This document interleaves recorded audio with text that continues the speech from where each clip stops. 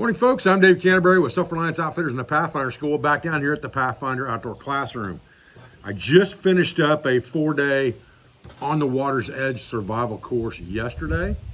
We caught probably, I'm going to guess, over 50 fish, close to 30, maybe even 40 frogs. Actually caught 2 crows on a live bird trap, let them go. Ate lots of fish, ate lots of frogs, had a great time. It was all about everything from small craft to improvised craft, small ultralight fishing gear to improvised fishing gear, trapping of animals around the water's edge, and fish type traps and things like that. So what I wanted to show you guys today was there was a trap that was basically created or invented at this course by one of my instructors. And it was based on the engine for another trap that I've been teaching for quite a while. And I wanted to kind of show you that today because it's a really cool system, okay? Now, this trap here is basically similar to the action of a yo-yo fishing trap or one of those spring-loaded survival fishing traps. Whereas the engine basically is a spring that takes up line. So you squeeze this together and you have a line that goes through it on a loop. And as that line, and when the spring opens, it takes up that 3 or 4 inches of line immediately straight up, which sets your hook. So what you would do is you'd squeeze that Y together and you would put that trigger stick on there in those cabin notches, basically just like this. All right, and you could set that more sensitive depending on how deep you put that in the cabin notch. And you got a flat side here and a flat side here under the lashings. Then you would take your line and wrap it right over the top of that stick, just like this, going into the water. So this is your line going down to your hook. And you would have this over the top, just like this, in the water.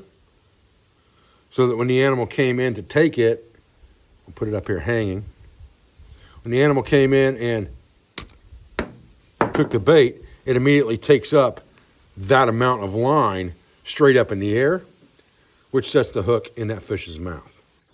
All right, one thing I forgot to tell you about this class I was really excited about this weekend. We made improvised tenkara fishing rods. If you don't know what that is, look up tenkara fishing. It's basically a dapping type fly fishing. We made improvised furled fly line out of the inner strands of paracord, which is a braided type fly line. You can look that up too, furled line. And we made improvised flies off the landscape.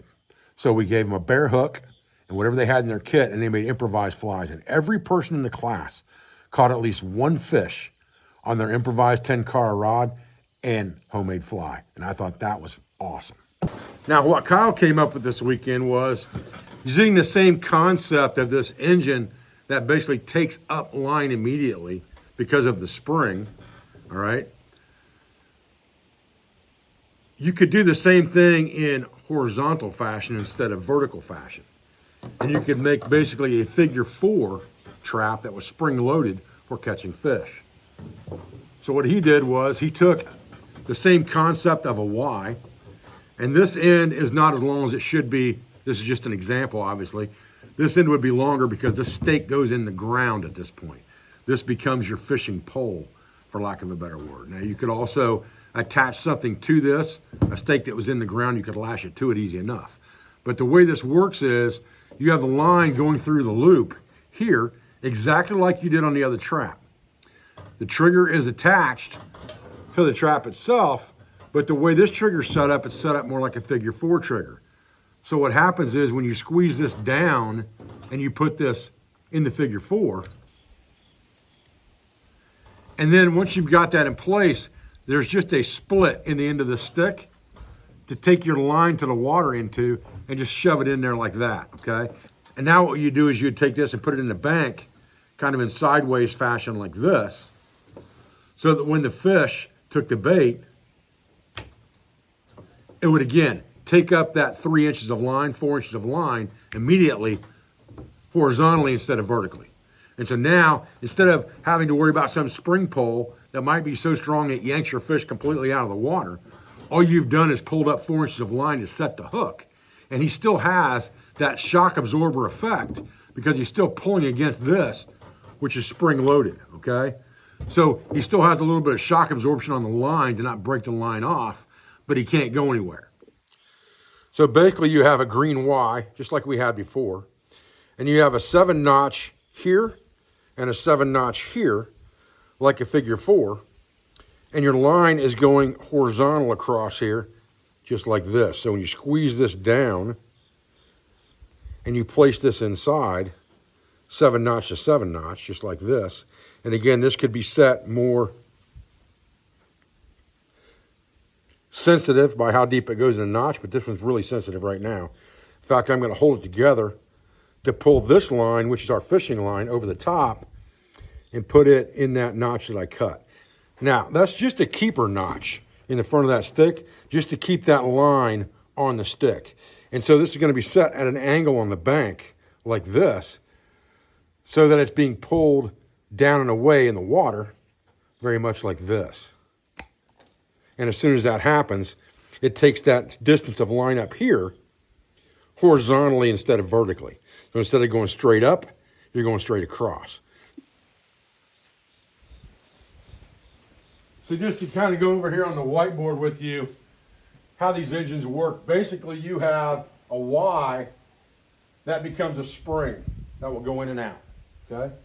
And if you have line, if you have a loop of line here and attachment of line here, and you run the line through the loop, if I compress this spring down to here and then put a trigger on that system, then it's going to take up this amount of line immediately, pulling this direction and this direction, as soon as the trigger's unset and it moves this direction, okay? In the case of the hanging one, it's going to do this. They're both going to spread out. It's going to take up that line and set the hook. In the case of the horizontal trap, one of these will stay solid. This one will be bent. And when it goes back to here, it's going to take up this amount of line. Again, you've got your line attached here, going through a loop over here. And when you compress this down, you have that much line of slack out into the water. And as soon as that's taken up and tightened up and the trigger's released, it's going to take up that amount of line automatically when it springs. It's the same concept, vertical, horizontal, but it's absolutely brilliant. And I wanted you guys to see it today.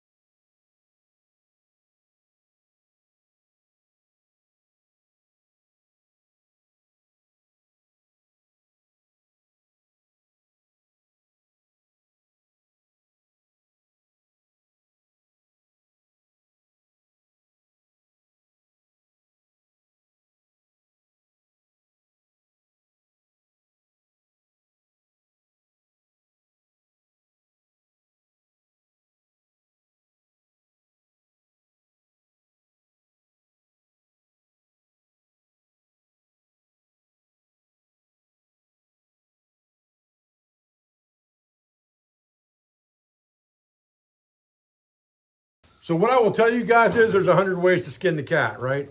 There's a million different traps out there for different applications. And really, that's the important thing, is understanding what you can do and where you can do it.